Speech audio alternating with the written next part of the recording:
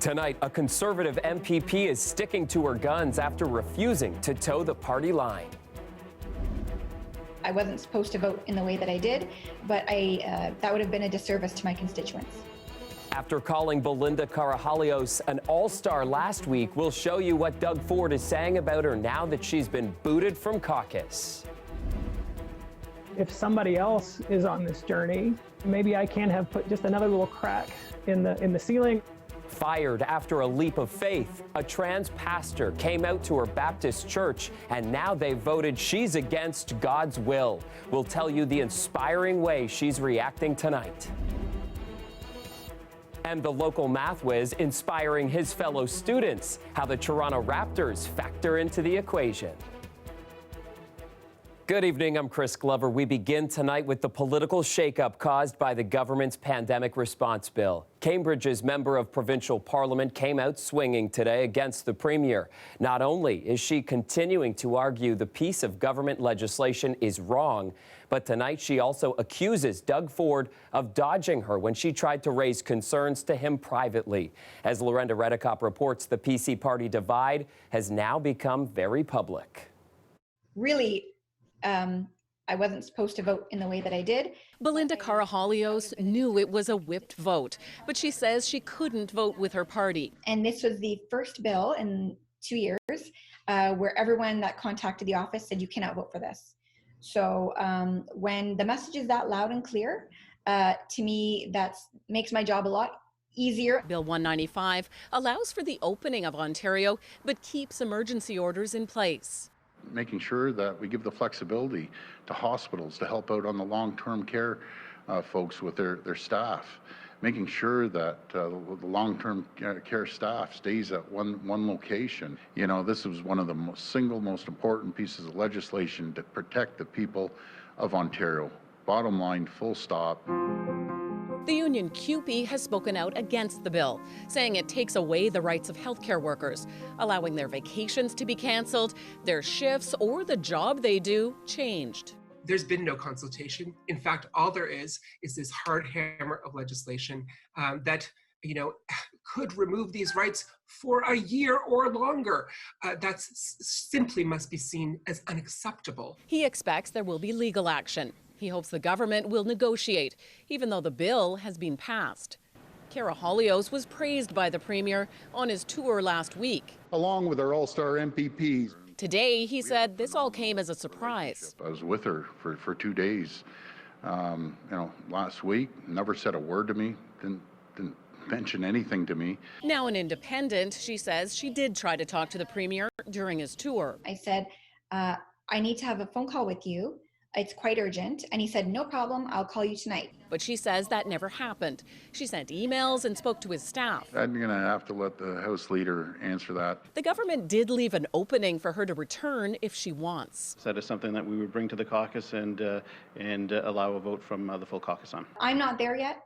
I don't know if I'll be there or when I'll be there. Lorenda Redicop, CBC News, Toronto. That need to be had.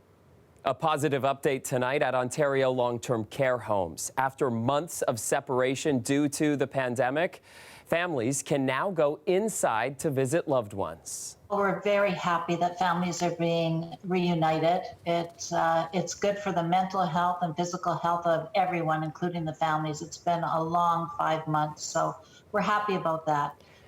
So here's how it'll work. Visitors will be allowed inside 2 at a time and will have to verbally state they've tested negative for COVID-19 in the past 2 weeks.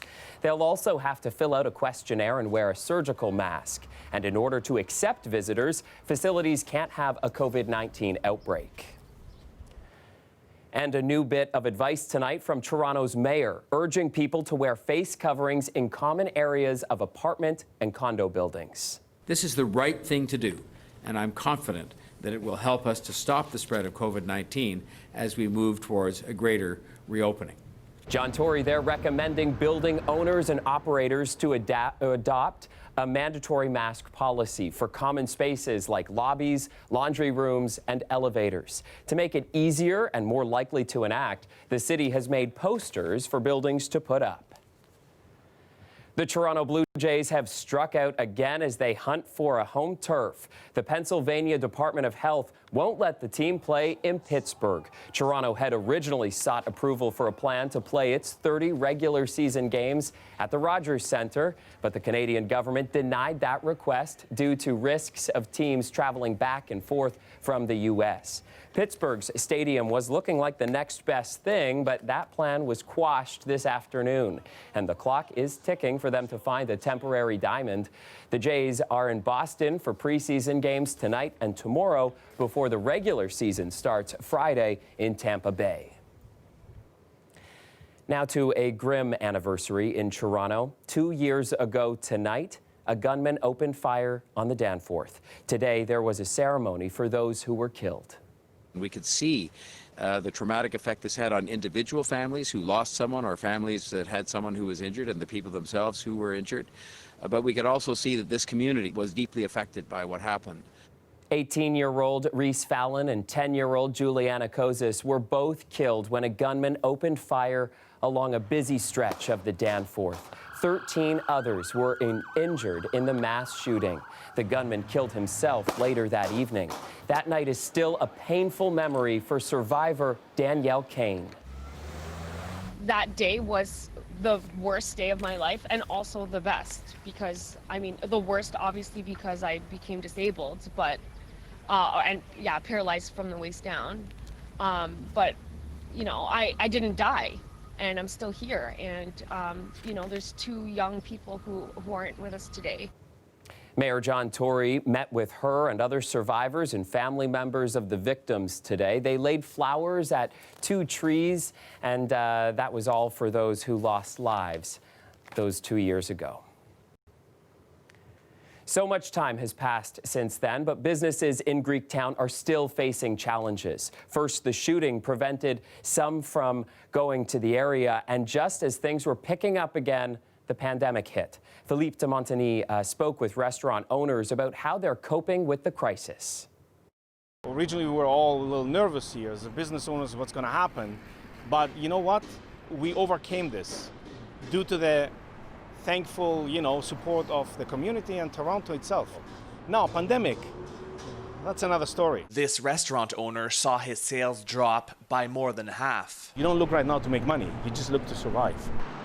Since March, about a dozen local businesses permanently shut down, according to the Greektown BIA, including the popular Papa's Grill, which closed after 33 years in business. On the Danforth, we sell atmosphere. We're a patio culture. There's lots of restaurants and bars, and you can't actually have that experience from styrofoam. It's died down quite a bit just in general. Jim Skandaris used his construction business to keep his restaurant afloat. We're fortunate enough to have the means to, but other business owners may have not been able to do that. They may have been in a tougher position. Some say the new bike lanes along Danforth are bad news for business.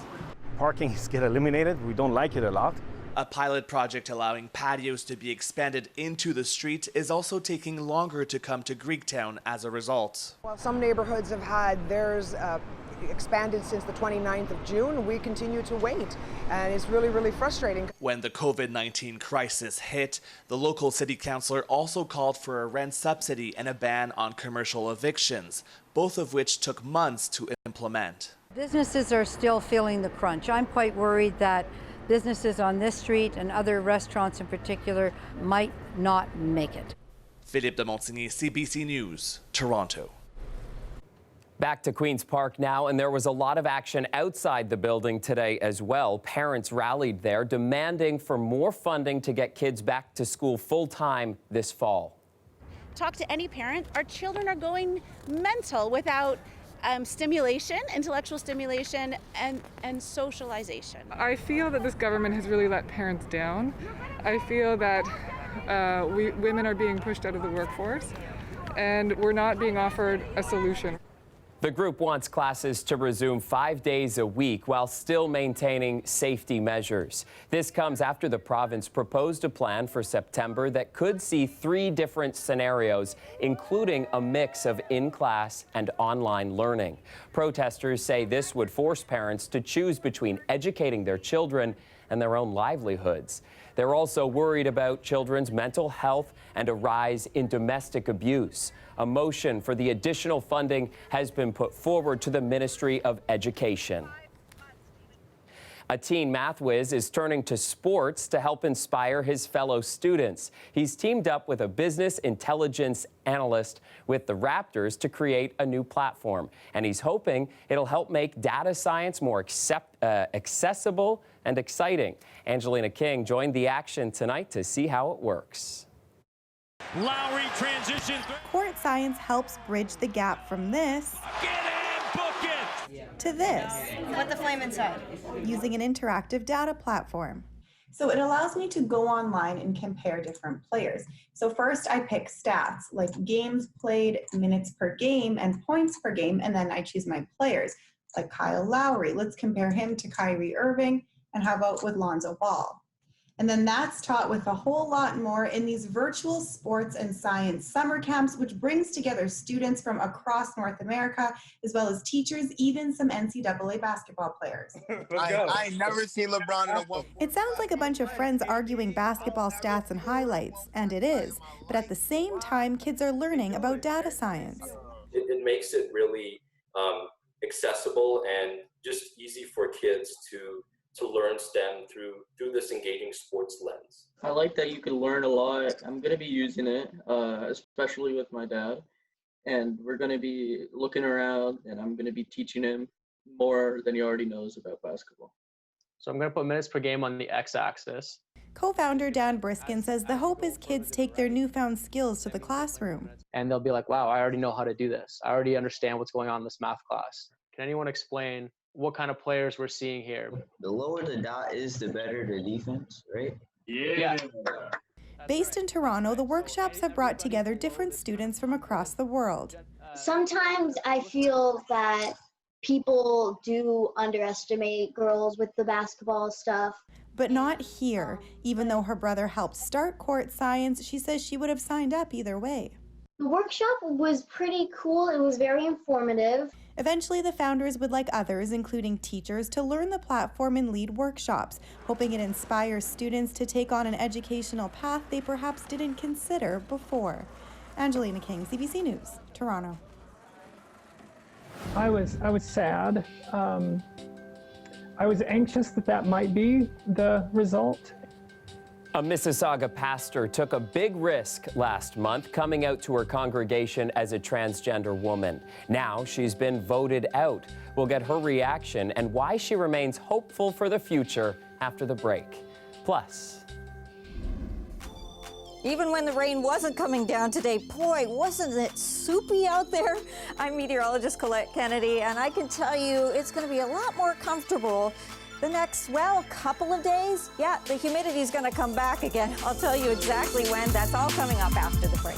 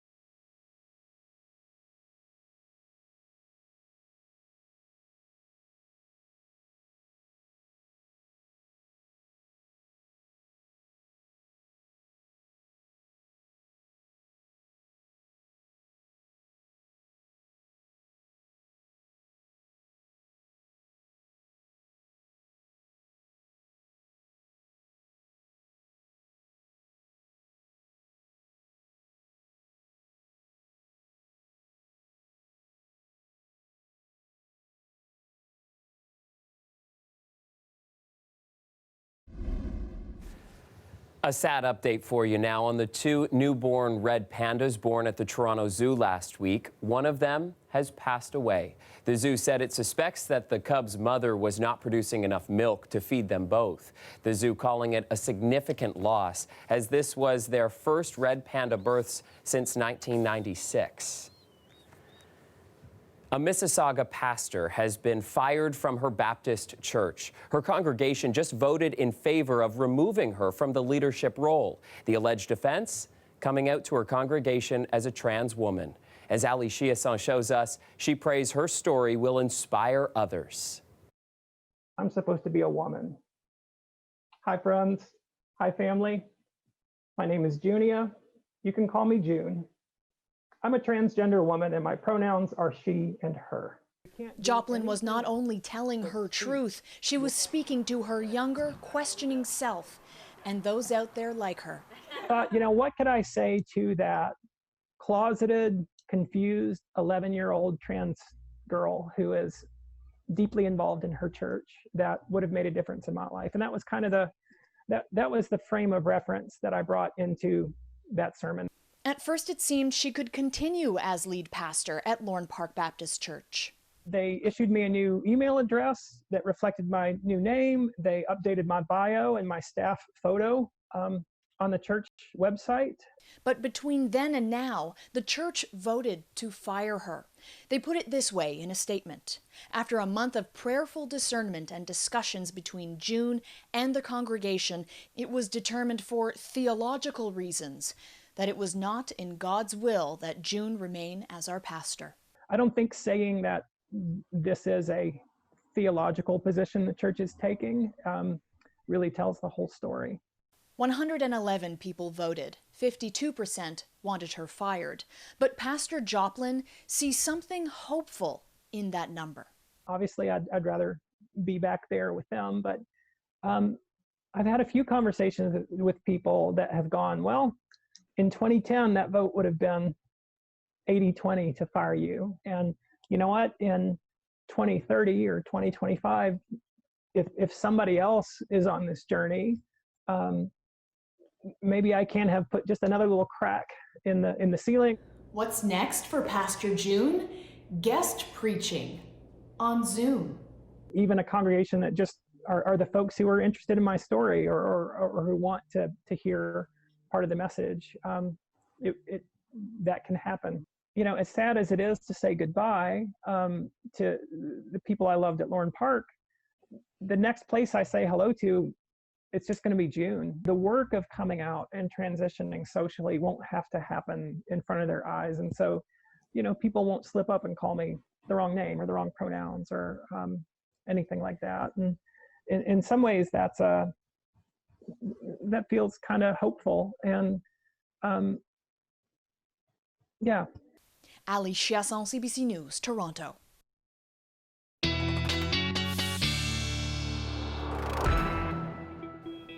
Well, it was a rainy day today, and we may not have seen the last of it. Let's get to meteorologist Colette Kennedy now for more on all that. Colette?